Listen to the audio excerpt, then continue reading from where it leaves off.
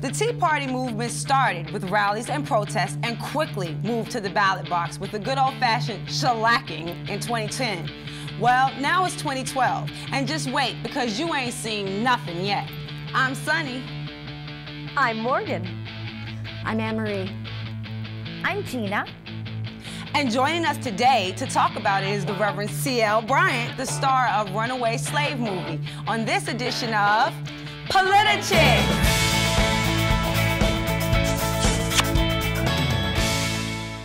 Our founders knew there would come a time when the people would have to rise up and put this government in check. Well, that time is now. And while the left focuses on race and class warfare, the Tea Party is working on cleaning up its own house.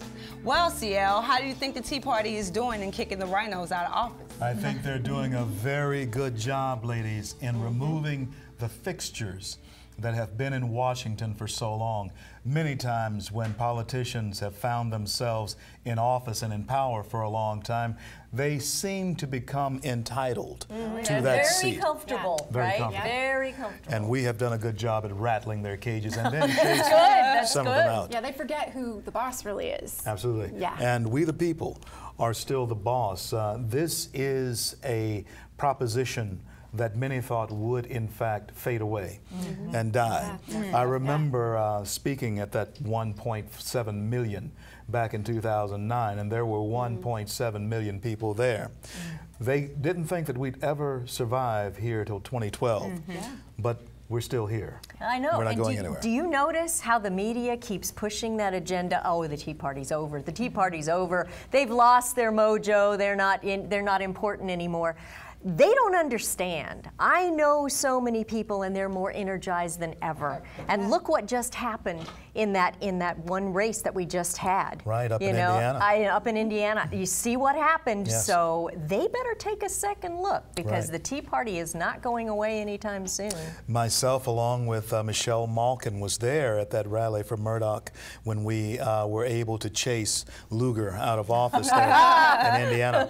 And it's on to Utah, and Orrin Hatch should be very concerned about his office as well. There's an army, ladies, rising up now that has victory in their hearts and the republic on their minds, and it's called the Tea Party. And we will not fade away. We will not go away quietly into the night. We are Americans. We're going to stand and we're going to fight. The spirit of America has worked. Here, Sonny and I are sitting here with you. Just 60, 50, 25 years ago, this would not have been possible. So many will say, well, the Founding Fathers did not have she and I in mind when they wrote the Constitution. Whether they did or not, it has worked. We're here now. It has worked. Here now. And the Tea Party is an example of how it works and how it will work with the spirit of this great land. We're the greatest success story that the world has ever known. Oh, I think divine intervention too. Put the Tea Party together. I really do. As a card-carrying, gun-toting, Bible-clinging Terrorist, you know, and I wear it proudly, and even I introduce myself when I do get the pleasure of going to speak. For a hobby. Well, I use that and when I introduce myself, when I go and to talk to Tea Party groups, because they use it as like it's an insult. Like you read the Bible, yes I do. You know, you carry a gun, oh yes I do. Yes, you know what I'm saying? So they try to use it like it's an insult towards us. Right. And I think that when we start cloaking ourselves in those things instead of running from it, that's where we find our strength at, because it's like if that's the last thing that you have against me, then I've won. Absolutely. And like you said, we're winning. And I think that's where the Tea Party finds itself, that the fight isn't over, but we do see that we can win if we stand true and cloak ourselves in those things we actually believe in. Absolutely right, Sonny. And you know, when I look at you four ladies, I see the quintessential American women. This is the pioneer spirit here that is yet alive in you, but yet you are the ladies who are under attack for what you have just expressed as our core belief. Those are core American beliefs, not only in our men, but those were the core beliefs in our women. Absolutely. Because when the men were away, you defended the home front. Even in World War II, that was the case. And so when they attack conservative women, they attack Americanism. And that's when our maternal instincts just Kicks kick in like crazy. crazy. Because I had the line when they asked me about Sarah Palin, and I told them, you know, that when government start invading our house, we kind of stand back and are quiet about it until you come into my house, and then now I have a problem with you. And that's what a lot of Tea Partiers are kind of like, people who were apolitical until the government started to come into their house. And then that was the moment where they were like, you're not taking my property, you're not taking my gun, you're not taking my freedom of speech. And that's when the Tea Party really got a voice. So where do we go next as far as we're in these elections, but we're not really reaching, I guess, mainstream America as much as we really need to. So how do we get to mainstream America? Where we're heading is for all Americans to answer this question: what am I prepared to do? What am I prepared to do? If it goes our way, okay, we have to maintain this. I'm talking about in the election in November. If it goes our way, fine. But yet the race card is going to be played, and it's going to be played very among a lot of other things. Because somebody's going to say they ousted the black guy. Oh, sure, sure. But if he wins, then that question has to be answered even more so. What are you prepared to do to preserve the republic? Because truly there will be a fundamental change.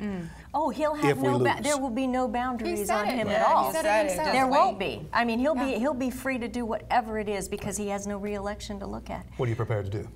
Okay, well, we're no, prepared. actually, that's the question. Let's ask you. Yeah. What are you prepared to do? What does that mean? When they attack our core values, and when they want us to yield to laws that are against our moral principles, we must be prepared to say we will not yield to that. There must be an opportunity for us. But what does that mean? Because that's where I think people get confused. That means, oh, they're gonna go nuts and shoot people. No. Civil disobedience in Martin Luther King was the master at showing how to overcome that. Is exactly what we must be prepared to do. We must be able to say, you have gone this far, and as you said, you're now invading my home. No, exactly. And you don't invade the home of Americans. No, you don't. Once you start allowing government to invade our homes, it is time for Americans to say, that's as far as you go. But look how far they've gone. Look at little by little, they're taking away our freedoms. And people, what worries me is people don't seem to be so passionate about the Tea Party, yes. But a lot of people are just kind of oblivious. And we need, just like your films, people need to see your films. People need to listen to you. People need to listen to Sunny. That's the awakening has to happen because they are taking our freedoms, and you're right, they will be in our house. Well, I know one thing. I'm prepared to stand with you and fight whenever it's needed. Me too. Me too. That's one thing that we It's time for men and women of courage. That's right. You have to. We might be tired. We might lose a battle or two along the way, but we're here for the long haul. And just remember, the American system is exceptional if you're willing to put in the work. Thanks for watching PolitiChicks.tv, the right kind of PC.